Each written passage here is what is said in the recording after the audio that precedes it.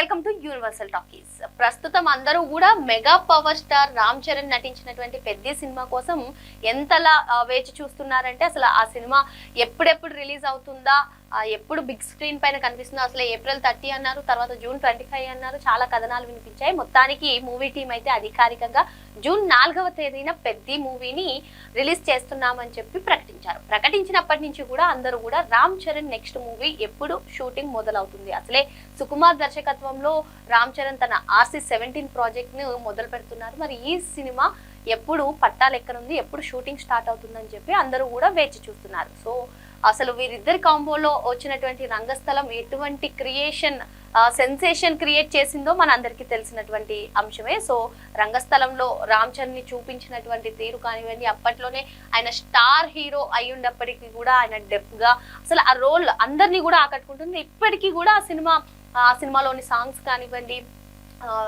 లేదు అంటే క్యారెక్టర్స్ కానివ్వండి, ఈవెన్ సమంత రంగస్థలంలో ఏ విధంగా సమంతను చూపించారు, ఇటువంటి అన్ని కూడా ఆ సినిమాలో ప్రతి ఒక్క క్యారెక్టర్ కూడా చాలా ఇంపార్టెంట్ రోల్ అని చెప్పాలి.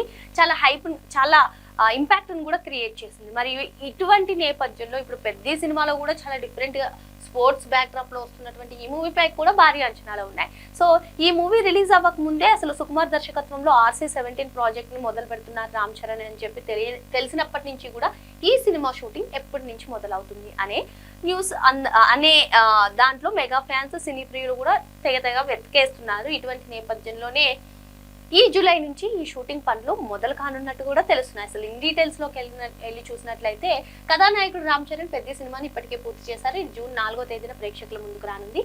దీంతో ఇప్పుడు అందరి చూపు కూడా ఆయన నెక్స్ట్ మూవీ RC-17 పైనే ఉంది.